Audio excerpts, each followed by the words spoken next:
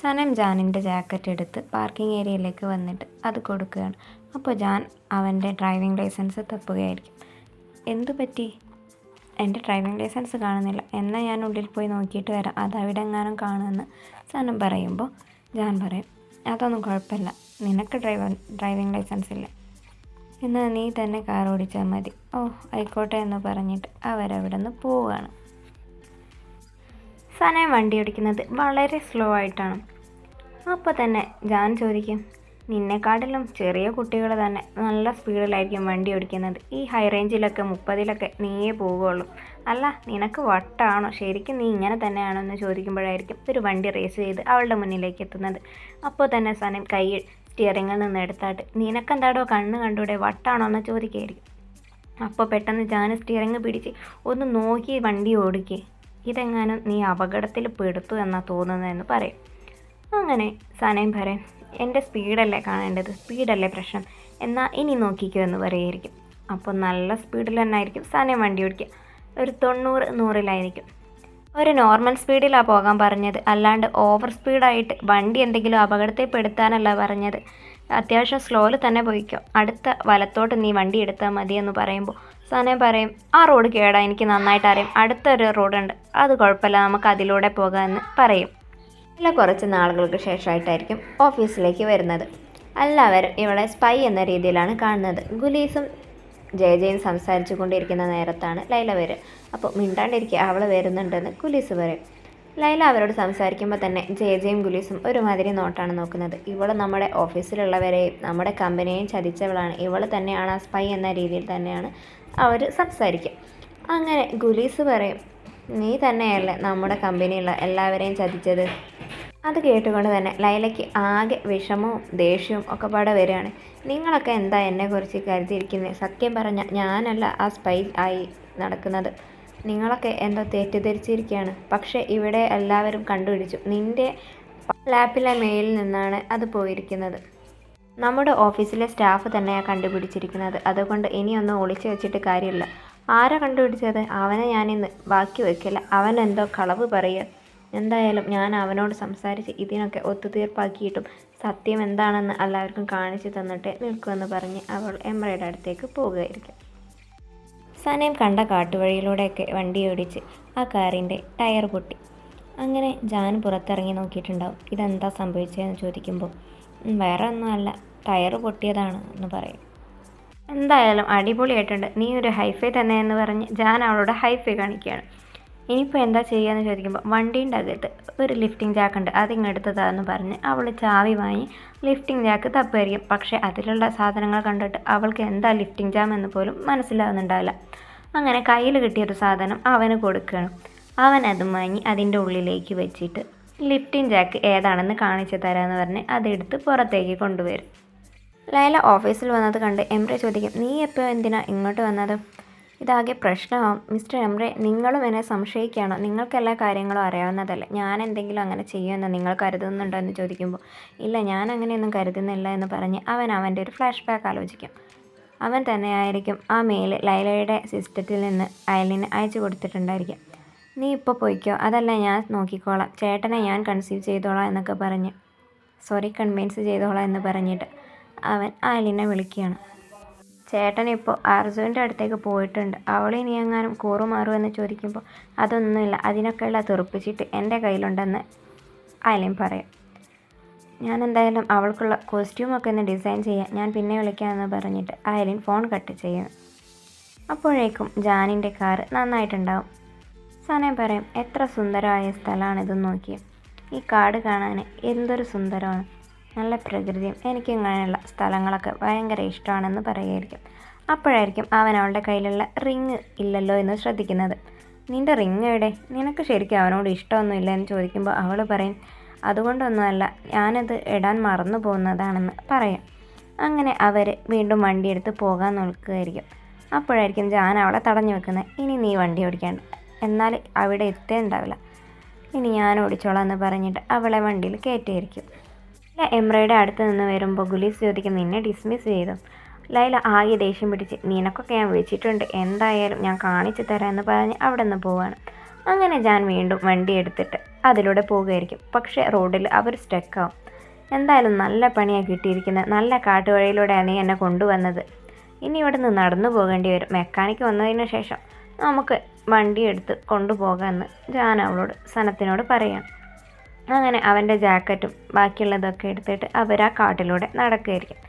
സനയും നടത്തത്തിനിടയിൽ അവിടെയൊക്കെ ചുറ്റും നിരീക്ഷിച്ച് നല്ല ആസ്വദിക്കുന്നുണ്ട്. അങ്ങനെ അവൾ പെട്ടെന്നൊരു കാട്ടുപൂ ശ്രദ്ധിക്കുന്നു. ജാനിനോട് ഞാൻ അത് മണത്ത് നോക്കിയിട്ട് കുറച്ച് പറിച്ചു തരാമെന്ന് പറയും. നിൻ്റെ ഇഷ്ടമല്ലേ, അത് നടക്കട്ടെ എന്ന് ജാൻ പറയും. അങ്ങനെ അവൾ ആ പൂ മണത്തുകൊണ്ട് നിൽക്കുന്ന സമയത്തായിരിക്കും നിനക്കെന്തിനാണ് ഈ പൂവിൻ്റെയൊക്കെ ആവശ്യമെന്ന് ചോദിക്കുന്നത്. ഞാൻ ഇത് വെച്ച് ഒരു പെർഫ്യൂം ഉണ്ടാക്കാറുണ്ട്. കാട്ടുപൂ വെച്ച് പെർഫ്യൂമോ, നിനക്കതൊക്കെ അറിയുമെന്ന് ചോദിക്കുമ്പോൾ എനിക്ക് ചില നല്ല ഫ്ലവേഴ്സിൻ്റെ മണമൊക്കെ ഇഷ്ടമായ ഞാനത് വെച്ച് പെർഫ്യൂമൊക്കെ ഉണ്ടാക്കും എന്ന് പറഞ്ഞിട്ട് അപ്പോഴായിരിക്കും ജാൻ ആ പൂ മണത്ത് നോക്കുന്നത്. അവൻ അവളെ നോക്കിക്കൊണ്ട് തന്നെ ഒരു കാര്യം ചിന്തിക്കുകയായിരിക്കും. ഇതേ കാട്ടുപൂവിൻ്റെ അതേ സ്മെല്ല് തന്നെയായിരുന്നു അന്നത്തെ ആ ഇൻസിഡൻറ്റിലും. ഇനി ഇവളായിരിക്കുമോ അന്ന് അവിടെ വെച്ച്? അത് നീയായിരുന്നല്ലേ? ഏത്? ഇല്ല, ഒന്നുമില്ല, ഞാൻ വെറുതെ പറഞ്ഞതാ എന്ന് ജാൻ പറഞ്ഞ് നൈസായി ഒഴിഞ്ഞു മാറും. ഇതേ സമയത്താണ് സനത്തിൻ്റെ അമ്മയും അച്ഛനും അവരുടെ കടയിലിരുന്ന് സംസാരിക്കുന്നത്. ഈ കട കണ്ടവർക്കൊന്നും കൊടുക്കാൻ പറ്റില്ല. നന്നായി നോക്കി നടത്തുന്ന ആരെങ്കിലും വേണം കൊടുക്കാൻ. പക്ഷേ അവരോട് എന്തായാലും ഒരു കാര്യം ഉറപ്പിക്കണം, നമ്മുടെ കടയുടെ പേര് എന്തായാലും മാറ്റാൻ പാടില്ല. കുറച്ച് വർഷങ്ങൾക്ക് മുമ്പ് ഞാനൊരു പെണ്ണിനെ സ്നേഹിച്ചു കെട്ടി. നല്ലൊരു സുന്ദരി കൊച്ചും പിറന്നു. അവൾക്ക് ലൈല എന്ന് പേരിട്ടു. അതൊക്കെ ഞാൻ എന്തായാലും അവരോട് പറയും. എന്നിട്ട് ഈ കടയുടെ പേര് മാറ്റരുതെന്ന് ഞാൻ പറഞ്ഞേക്കാം എന്ന് പറയും. അപ്പോഴായിരിക്കും ലൈല അവിടെ വന്ന് അവരുടെ ഈ ഫ്ലാഷ് ബാക്ക് സ്റ്റോറിയൊക്കെ കേട്ട് നിൽക്കുന്നത്. അവരങ്ങനെ നോക്കി നിൽക്കെ, നീ എന്തേ മോളെ ഇങ്ങനെ വന്ന് നിൽക്കുന്നത്? എൻ്റെ ജോലി പോയെന്ന് തന്നെ വേണം പറയാൻ. ഓഫീസിലെല്ലാവരും ചിന്തിച്ച് വെച്ചിരിക്കുന്നത് ഞാനാണ് ആ സ്പൈ എന്നുള്ള അവളുടെ വിഷമങ്ങൾ അവരോട് പറയുകയായിരിക്കും.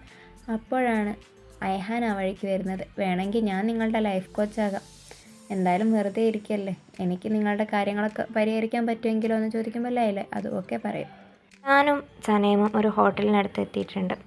സനയം റിസപ്ഷനിൽ അവർക്കുള്ള റൂം ബുക്ക് ചെയ്യാൻ വേണ്ടി പോയിട്ടുണ്ട്. ജാനാണെങ്കിൽ അവൻ്റെ കാറ് നന്നാക്കാൻ ഒരു മെക്കാനിക്കിനെയും തപ്പി.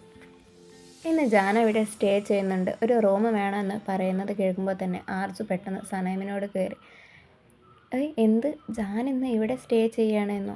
എത്ര കാലമായി ഞാൻ അയാളെ കാണണമെന്ന് കൊതിച്ച് നിൽക്കുന്നു. അയാൾ ഇവിടെ ഉണ്ടെങ്കിൽ എന്തായാലും ഇന്നത്തെ ഫ്ലൈറ്റൊക്കെ നീ ക്യാൻസൽ ചെയ്തേക്കെന്ന് ആർജു അവളുടെ അസിസ്റ്റൻറ്റിനോട് പറയാണ്. അതൊന്നും കുഴപ്പമില്ല, നിങ്ങൾക്ക് ഇന്ന് എന്തായാലും ചെക്കൗട്ട് ചെയ്യണ്ടേ, നിങ്ങൾ പോയിക്കോളൂ. നിങ്ങൾ തമ്മിലുള്ള മീറ്റിംഗ് ഇനി പിന്നീട് ഒരിക്കലാക്കാം എന്ന് സനയം പറയുമ്പോൾ ആർജു പറയും, അതിൻ്റെ ഒന്നും ആവശ്യമില്ല, എനിക്ക് ഇന്ന് തന്നെ അയാളെ കാണണമെന്ന് പറയുകയാണ്. അങ്ങനെ റിസപ്ഷനിൽ സനയം പറയും, അതൊന്നും കുഴപ്പമില്ല, നിങ്ങൾ അവരെ ചെക്കൗട്ട് ചെയ്തേക്ക്. പക്ഷേ ഇതൊന്നും മൈൻഡ് ചെയ്യാതെ ആർജു, ഒന്നും വേണ്ട, ഇന്നത്തേക്കും കൂടെ എനിക്ക് സ്റ്റേ ചെയ്യാനുള്ള അവസരം ഒരുക്കി തരണമെന്ന് റിസപ്ഷനിൽ പറയുകയാണ്. അപ്പോഴാണ് സനം 18ാമത്തെ അടവെന്ന പോലെ ആർജുനോട് പറയുന്നത്, നിങ്ങളെ കാണാൻ ഡല്ലായിരിക്കുന്നുണ്ട്, ഈ കൊലത്തെ കണ്ടാൽ ചിലപ്പോൾ മീറ്റിംഗ് പ്രയാസമായിരിക്കും എന്നൊക്കെ പറയുമ്പോൾ ആർജു പറയും, ഇന്നെന്തായാലും ഒരു സ്പാ ബുക്ക് ചെയ്തേക്ക്, എന്തായാലും റിസ്ക് എടുക്കാൻ പറ്റില്ല, ഞങ്ങളുടെ ആദ്യത്തെ മീറ്റിംഗ് ഞാൻ ഇതിനു മുന്നേ കണ്ടിട്ടുണ്ടെങ്കിലും ഇന്നാണ് ഒഫീഷ്യലി സംസാരിക്കാനൊക്കെ പോകുന്നത് എന്ന് അസിസ്റ്റൻറ്റിനോട് പറയാണ്. ഇതൊക്കെ കണ്ട് സനത്തിന് ആകെ അന്തളിപ്പ് വരികയാണ്. അങ്ങനെ ജാൻ ഉള്ളിലേക്ക് വരുന്നത് തടുക്കാൻ നോക്കുകയാണ് സനം. അവൾ കയറി വരുന്ന ജാനിനോടായി പറയും, എന്തായാലും ഇന്നിനി ഇവിടെ നിന്നിട്ടൊരു കാര്യമില്ല, ആർസു ചെക്കൗട്ട് ചെയ്ത് പോയിട്ടുണ്ട്. ഇത് കേട്ടുകൊണ്ട് അവിടുന്ന് വരുന്ന ഒരു സ്റ്റാഫ് ഉണ്ടായിരുന്നു. അയാൾ പറയും, ഇല്ലല്ലോ, ഇന്നത്തേക്കും കൂടെ അവരിവിടെ സ്റ്റേ ചെയ്യാണ്, അതുകൊണ്ട് നിങ്ങൾക്ക് മീറ്റിംഗ് എന്തെങ്കിലും ഉണ്ടെങ്കിൽ ഇവിടെ നിന്നാവാം, അവരിന്ന് പോയിട്ടൊന്നുമില്ല എന്ന് അയാൾ പറയും.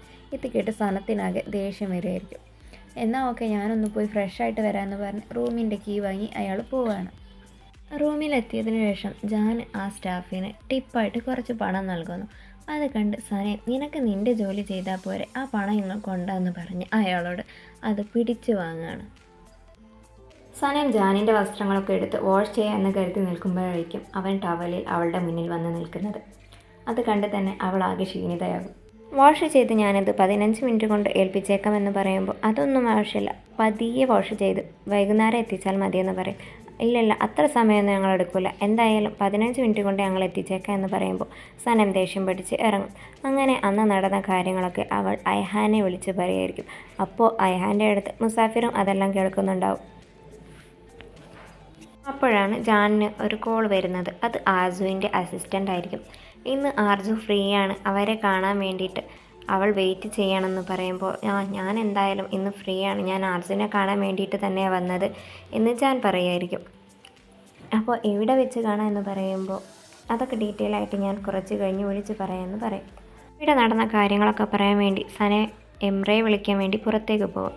പക്ഷെ അവിടെ എവിടെയും റേഞ്ച് കാണില്ല. അവളുടെ കയ്യിലുണ്ടായിരുന്ന ടിപ്പ് അവിടുത്തെ സ്റ്റാഫിന് കൊടുത്ത് എവിടെ റേഞ്ച് ഉള്ളതെന്ന് പറഞ്ഞതാ എന്ന് പറയും.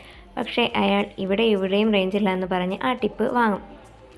അവിടെ ഒരു സ്ത്രീ കോൾ ചെയ്യുന്നത് കണ്ട് അവൾ ആ ഭാഗത്തേക്ക് തന്നെ പോയി അവിടെ നിന്നും ആ പെണ്ണിനെ എഴുന്നേൽപ്പിച്ച് കോൾ ചെയ്യുമായിരിക്കും. പക്ഷേ ഡീറ്റെയിൽ ആയി ഒന്നും പറയാനോ ഒന്നും കേൾക്കാനോ സനത്തിനോ എംറയ്ക്കോ സാധിച്ചിട്ടില്ല.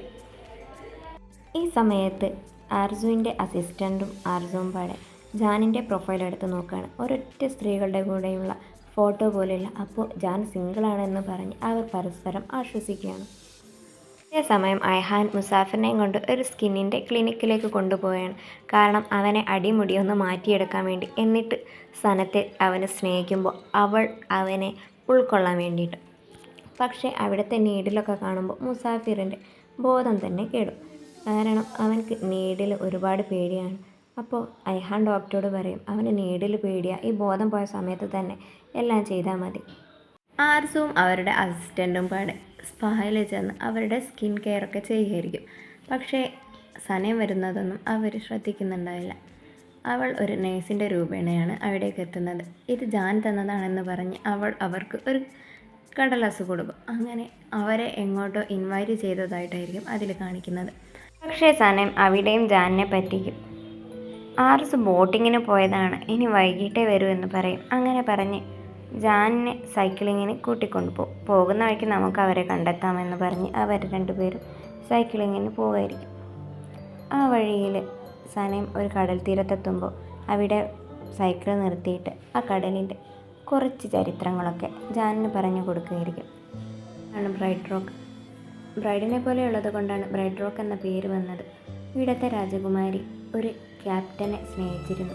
പക്ഷേ അവരുടെ അച്ഛന് ആ കല്യാണത്തിന് താല്പര്യമില്ലാത്തത് കൊണ്ട് അവൾ അവന് വേണ്ടി ഒരുപാട് വെയിറ്റ് ചെയ്തു. അവർ തമ്മിൽ പരസ്പരം ജീവിക്കാൻ വേണ്ടിയിട്ട് ഒരുപാട് ആഗ്രഹിച്ചിരുന്നു.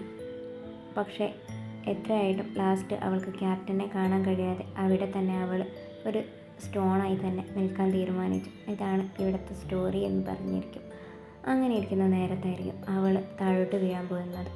ജാൻ അവളെ പിടിച്ച് രക്ഷിക്കും. അപ്പോൾ ജാൻ പറയും നമുക്ക് രണ്ടുപേർക്കും പെട്ടെന്ന് പോകാം, അല്ല എന്നുണ്ടെങ്കിൽ വീഴാനാണ് ചാൻസ്. അപ്പോൾ ആർസു അവൾക്കിനി വേണമെങ്കിൽ അവളെ നമ്മളെ വന്ന് മീറ്റ് ചെയ്യട്ടെ എന്ന് പറഞ്ഞ് ഇന്നത്തെ എപ്പിസോഡ് ഇവിടെ അവസാനിക്കും.